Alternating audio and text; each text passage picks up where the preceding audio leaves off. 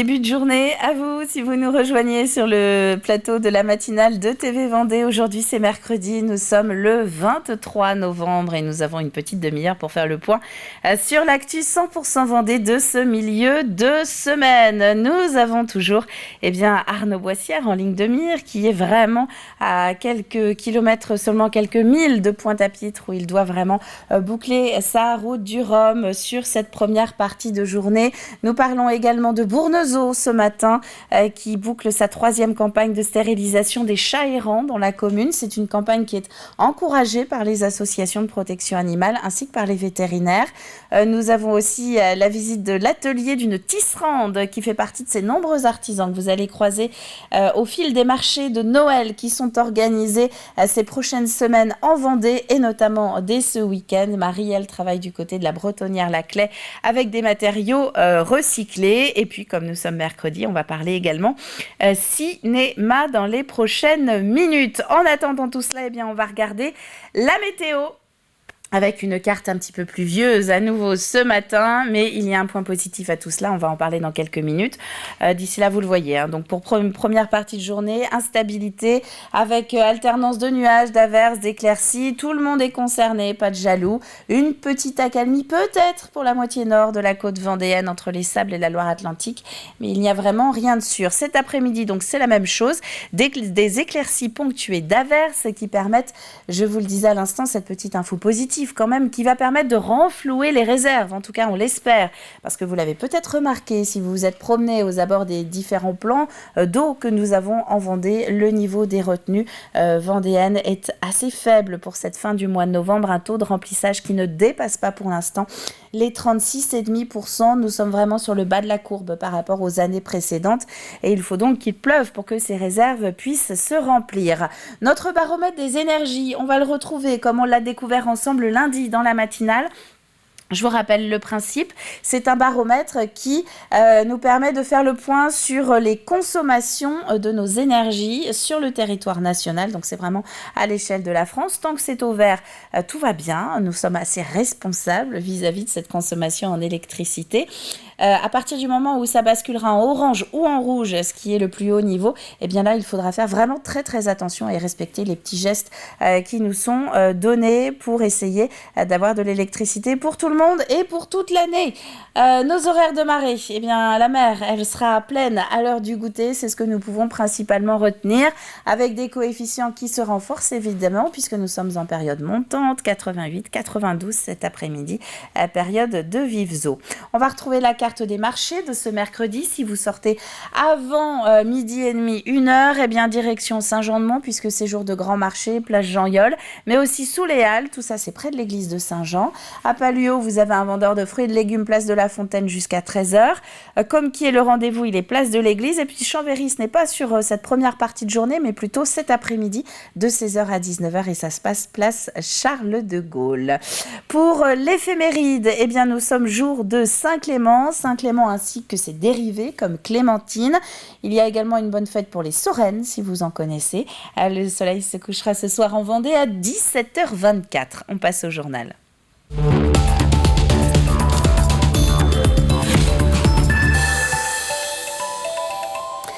C'est aussi bien un outil de lutte contre la prolifération que contre les abandons et le mal-être des animaux. Des campagnes de stérilisation des chats sont ponctuellement organisées sur le territoire. Et parmi les dernières en date, c'est la semaine dernière, il y a eu celle de Bournezeau. Bournezeau qui a d'ailleurs organisé la 3e campagne sur son territoire en 1 an et demi. C'est à la demande de la municipalité, donc, pour prévenir les risques également d'insalubrité dans les espaces publics. Alix Solanos. Jean-Pierre sort de chez lui une cage à la main. Il vient de récupérer un chat chez une habitante voisine, un chat errant.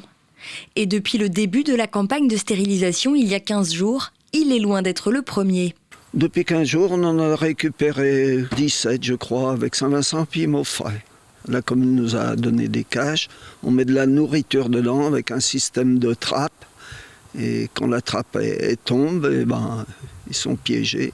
Régulièrement interpellée par ses habitants, la commune de Bournezeau a décidé de se saisir du problème en organisant ses campagnes de stérilisation. Donc on s'est mis en contact avec 30 millions d'amis Et nous avons passé une convention avec eux, donc pour une prise en charge partielle du coût financier. Direction le cabinet du vétérinaire partenaire de l'opération. Le bénévole y dépose l'animal et viendra le récupérer quelques heures plus tard après la stérilisation pour le remettre là où il a été trouvé. Bonjour. C'est la 3e campagne depuis juillet 2021 et le nombre de chats errants amenés par des bénévoles est toujours très important. C'est énorme. C'est énorme, c'est un gros problème pour toutes les communes. Parce qu'il y a une grosse prolifération, plein de chats errants qui, du coup, posent pas mal de problèmes à la population. Une chatte, au bout d'1 an, aura donné plus de 20 ou 25 petits, donc fois ça tous les ans, donc ça peut augmenter très très très rapidement, quoi. Et pour ce vétérinaire, si l'on veut enrayer le problème, il en va de la responsabilité de chacun. Déjà, si tous les gens qui avaient un animal, un chat chez lui, stérilisaient son chat, déjà, ça diminuerait pas mal. Et puis après, oui, ce serait bien que les pouvoirs publics mettent en place ces campagnes plus régulièrement pour justement essayer de diminuer à force le nombre de chats. Depuis le début des campagnes, une 40aine de chats a pu être stérilisés sur le secteur. Coût de l'opération, environ 3 000 €, répartis entre la Fondation 30 millions d'amis et la commune de Bournezeau. Et effectivement, donc plusieurs associations vous proposent d'aider financièrement les communes pour organiser des campagnes de stérilisation. C'est le cas de 30 millions d'amis, comme ici à Bournezeau, mais aussi la SPA par exemple. En bref, à présent, notez qu'une minute de silence est organisée ce mercredi à midi dans tous les centres d'impôt du territoire. Une minute de silence pour rendre hommage à l'agent du fisc tué lundi lors d'un contrôle chez un brocanteur dans le nord de la France. Le tirage au sort a eu lieu lundi soir, c'était à la Beaujoire et depuis c'est un mélange d'euphorie et de stress pour nos 2 équipes vendéennes qui sont encore en lice dans la Coupe de France. On parle football évidemment, la Châtaigneraie et les Herbiers qui se préparent à rencontrer respectivement Lorient et Pontivy, ce sera début janvier. Alors pour ceux qui ne maîtrisent pas le sujet, l'AS La Châtaigneraie va donc recevoir une équipe de Ligue 1, 5 divisions au-dessus, alors que le VHF se déplacera plutôt en favori à Pontivy qui joue 2 divisions en dessous. On est ravis, on est content parce que ça récompense le travail de, évidemment, le président, son bureau, les dirigeants qui sont là depuis des années, des dizaines d'années pour certains. Et puis évidemment tout le travail du sportif, les éducateurs et les joueurs. Alors, on a le choix entre plusieurs sites qui peuvent accueillir des Ligue 1. Alors ça peut être évidemment le stade de Desgranges à La Roche. Ça peut être aussi le stade Mazabiel aux Herbiers ou Jean de Mousson à Luçon. C'est un tirage jouable, mais ça va être un match compliqué. Pontivy est une ancienne équipe de N3 qui vient de redescendre en R1, entraînée par David Le Goff, qui était l'année dernière au Stade Briochin. On a le temps de préparer les choses, on verra. Mais comme je disais tout à l'heure, un match de coupe est fait pour être gagné. Donc on mettra tout en œuvre pour essayer de se qualifier et faire honneur au club des Herbiers qui a, je dirais, une tendresse particulière pour la coupe. Et ces 32e de finale de la Coupe de France se joueront donc les 7 et 8 janvier prochains avec notamment nos 2 équipes vendéennes. C'est un Benjamin Dutreux fatigué qui a coupé la ligne d'arrivée de la route du Rhum hier en début d'après-midi. Le skipper vendéen qui est à la tête, je vous le rappelle, d'une entreprise de conception de projets nautiques à Talmont-Saint-Hilaire se classe 8e de la course dans la catégorie des IMOCA. Blessé à quelques heures de l'arrivée, Benjamin Dutreux boucle ainsi sa première transatlantique en solitaire. Des conditions assez difficiles, avec peu de temps de repos, parce que le rythme est très intense. Savoir que le niveau sportif, je pense, a quand même bien monté aussi. Donc forcément, le rythme est intense, donc forcément, on dort moins, donc forcément, on se pousse à fond. Et c'est vrai qu'au bout de quelques jours de course, je me disais, mais si je garde ce rythme-là jusqu'à la fin, en fait, je pourrais pas tenir plus de 10 jours, quoi. Donc du coup, voilà quoi. Du coup, c'était une route du Rhum assez dure et ça n'a rien à voir avec un Vendée Globe, c'est sûr. Voilà, là, faut mettre des gaz tout le temps, quoi. Et en même temps, c'est sympa, et en même temps, c'est dur. Et il reste encore quelques Vendéens dans cette route du Rhum qui sont encore dans la course. Arnaud Boissière doit passer dans la matinée la ligne d'arrivée. Le skipper Sablé et son IMOCA de la Micaline sont attendus à Pointe-à-Pitre avant midi pour prendre la 17e place du classement IMOCA. Yannick Bestaven et son maître coq 5 le talonnent. Un petit peu plus de patience en revanche pour Manuel Cousin, l'autre Sablé qui est actuellement 30e. Enfin, dans une autre catégorie, la classe 40, Xavier Macaire, lui, pointe pour l'instant à la 7e place de son classement. Il devrait commencer à contourner la Guadeloupe en fin d'après-midi ce mercredi.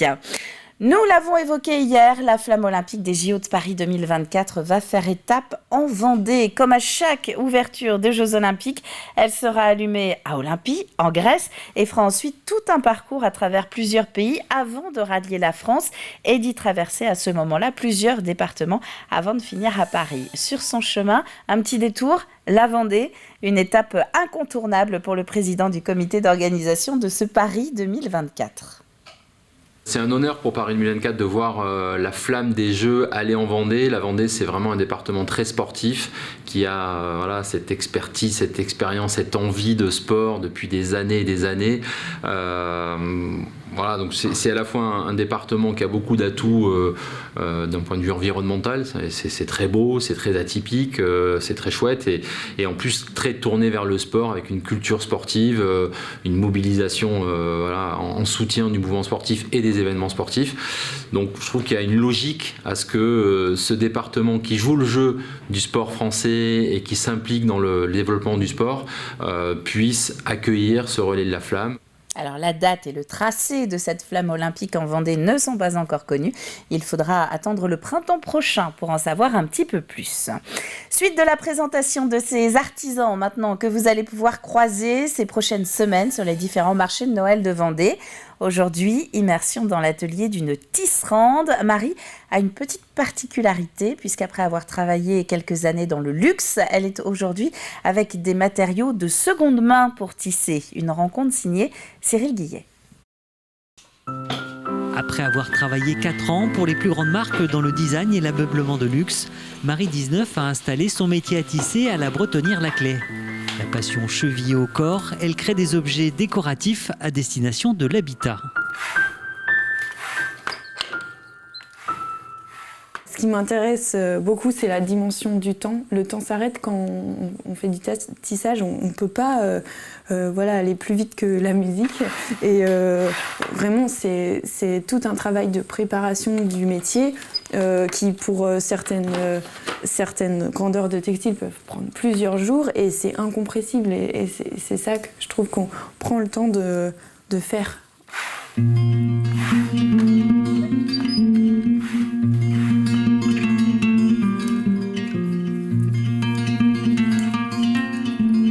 Le tissage, c'est plutôt pour moi une technique pour exprimer ce que j'ai dans la tête. Et donc, vraiment, c'est une technique qui permet de créer à l'infini. Éthique et sensible à l'environnement qui l'entoure, elle travaille essentiellement des matières de seconde main. Plus précisément, ce sont des matières upcyclées. Je valorise des matières qui sont des stocks dormants, des laines, des lins qui vont être oubliés un petit peu dans les placards. Et donc je récupère tous ces matériaux dans des ventes de boutiques solidaires, les Emmaüs, le Bon Coin, pour éviter le gaspillage. Parce que pour moi, il y a assez de matières sur Terre et donc on peut les utiliser, les valoriser. Dans ses créations, elle ne se contente pas du lin ou bien encore du coton. Elle intègre différents matériaux qu'elle glane la plupart du temps elle-même. Notamment ici, on a de l'osier et du cuivre avec ensuite un mélange de fibres que je récupère. Je glane mes matériaux, donc je récupère dans des rallonges qui ne fonctionnent plus, donc pour donner une seconde vie et éviter le gaspillage. Comme pour beaucoup d'artisans créateurs, l'approche de Noël est une période bien remplie. Vous pourrez retrouver ces créations ce week-end à l'occasion du marché de Noël de Mareuil-sur-Lay et les week-ends suivants à la Couture et la Bretonnière-Laclais. Voilà pour ce très beau reportage de Cyril Guillet. Avant de refermer ce flash, on va le compléter quand même avec quelques prévisions météo pour les prochaines heures de ce mercredi. Nous avons notamment des pluies, mais aussi des éclaircies un petit peu partout en Vendée ce matin. Du vent, on ne va pas y couper, jusqu'à 80 km/h annoncé pour le littoral vendéen. Pour les températures, eh bien, nous serons plutôt en deçà de 10 degrés pour toute la moitié est et au-dessus, tout juste au-dessus, avec 11 degrés pour toute la moitié ouest. C'est la fin de ce flash. Je vous propose donc de maintenant retrouver nos chroniques du jour. Au programme, un triptyque, solidarité, santé et ciné.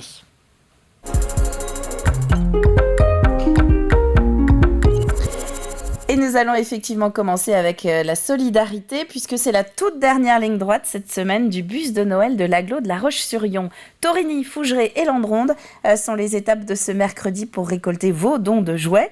Des dons qui seront ensuite redistribués aux enfants du département bénéficiaires d'associations caritatives. Alors comment cela fonctionne exactement ? Eh bien les explications, ça tombe bien, c'est maintenant.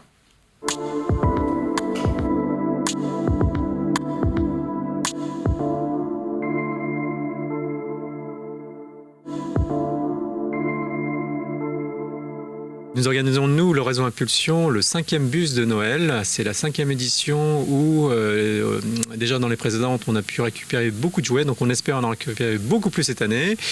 On a fait 8 mètres cubes la première année. On a terminé l'année dernière avec 20 mètres cubes. Donc là, on espère en avoir 25. 25 mètres cubes, ça correspond à 2 fois ce bus environ, rempli de jouets, de cadeaux pour les enfants de l'agglomération qui en ont besoin. Alors pendant ces semaines, l'objectif pour nous, c'est d'aller dans toutes les communes de l'agglomération que l'on dessert en bus du 7 au 26 novembre.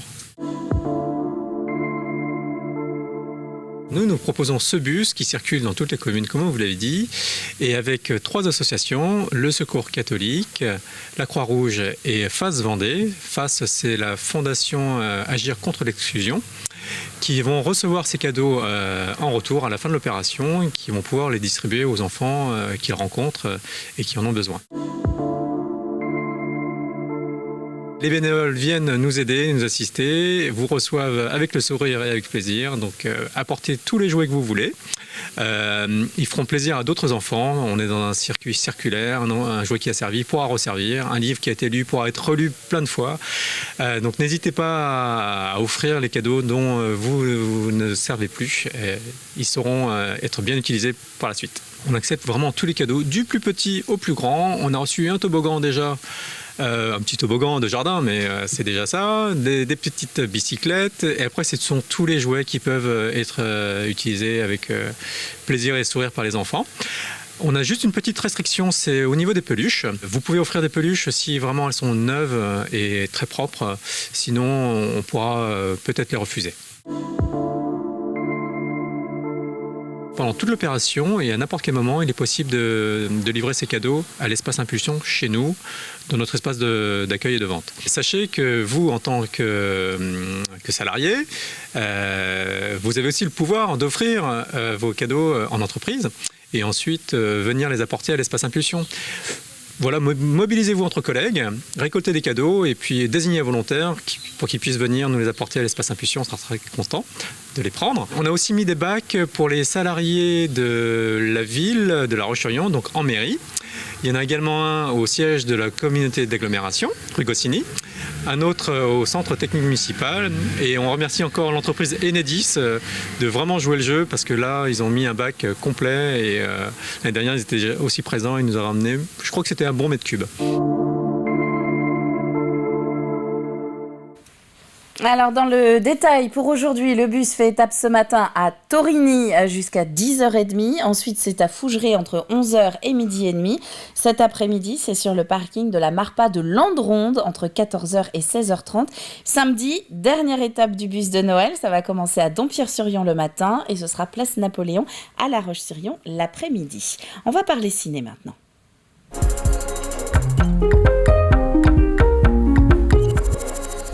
Avec un film qui semble assez fort ce matin dans notre chronique ciné. Alors, les critiques sont un peu mitigées, à vous de juger. Ça s'appelle Armageddon Time. C'est une plongée dans le New York des années 80, avec un passage du stade d'enfant à celui de jeune homme qui n'est pas forcément simple. Vous allez pouvoir le retrouver notamment au cinéma Les Mimosas à Noirmoutier, et en plus, ce sera en VO.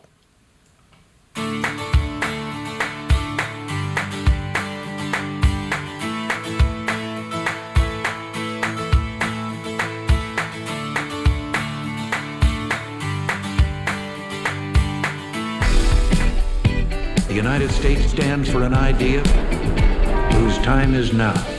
Ronald Reagan will win tonight. What a schmuck. I think I want to be an artist when I grow up. You're gonna be an artist if you want to be. Nothing's gonna stop you. You're going to college. You'll have dinner with kings if he plays his cards right. I really like your stickers. My stepbrother gave them to me. He's in the Air Force. That's so cool. How dare you! A menace to you! Well, you're not to associate with him again. What do you mean? Why? I think you know what I mean.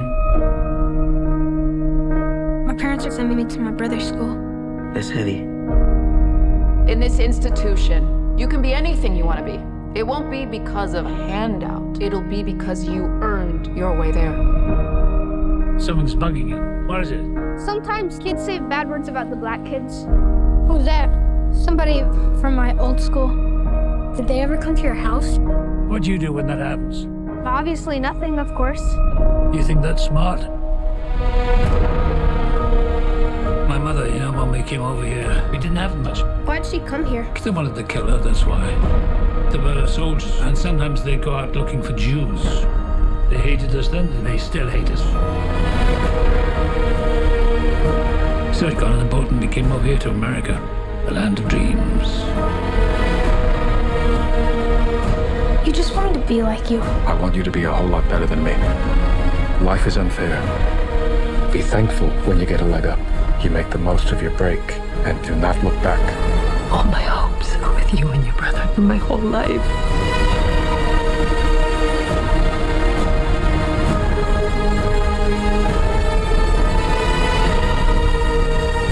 Next time those schmucks say anything bad about those kids, you're gonna say something. You're gonna be a mensch, okay? Firm handshake. Okay, give me a hug. Et c'est avec Anthony Hopkins qui va fêter le mois prochain ses 85 ans. Armageddon Time a retrouvé ces jours-ci. Alors attention, la liste est longue. À La Ferrière, Chantonnay, Luçon, Jars-sur-Mer, au Sable-d'Olonne, aux Herbiers, à Challans ou encore à La Roche-sur-Yon. Quant à nous, on se recentre sur TV Vendée. Aujourd'hui, on parle accompagnement des chefs d'entreprise.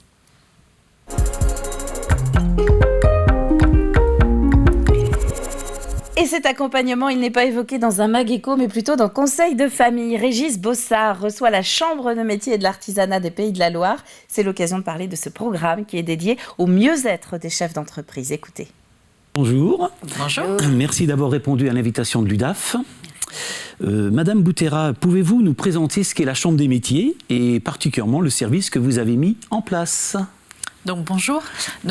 Avant de présenter la Chambre des métiers, je voudrais vous préciser que l'artisanat en Vendée, c'est à peu près un petit peu plus de 18 000 établissements et près de 18 000 chefs d'entreprise répartis dans 4 filières, le bâtiment, la production, les services et l'alimentaire. La Chambre de métiers est un organisme qui est géré par des élus artisans qui œuvrent quotidiennement en matière de conseil, d'accompagnement et de formation des chefs d'entreprise et pour leur entreprise lors de toute la vie de l'entreprise, de la création jusqu'à la transmission, mais également pour la formation des jeunes au sein de l'URMA, l'Université régionale des métiers et de l'artisanat. Concernant plus particulièrement cette mission santé des dirigeants, santé des chefs d'entreprise, qui est une mission régionale, elle a été créée il y a 1 an au sein de la Chambre des métiers des Pays de la Loire. Et suite à en fait une spécialisation de ma part, après 15 ans de conseil auprès des chefs d'entreprise, je me suis spécialisée en prévention santé et dès fin 2018, nous avons commencé à agir sur cette thématique-là en matière de sensibilisation auprès des porteurs de projets, donc des créateurs et repreneurs d'entreprises, dans le cadre d'un module que nous avons mis en place qui s'appelle « Entrepreneur, ma santé, c'est mon capital ». Suite à cela, nous avons tous connu mars 2020 et le président de la Chambre des métiers Pays de la Loire, également président de CMA France, Joël Fourny, a souhaité avoir au sein de la Chambre des métiers un service d'écoute et de soutien pour les artisans ligériens et donc pour les artisans vendéens. Et ce service a aujourd'hui géré plus de 250 contacts. Et c'est un conseil de famille que vous pouvez retrouver en intégralité au fil de la journée sur l'antenne ou à la demande sur nos plateformes. On passe au jeu maintenant.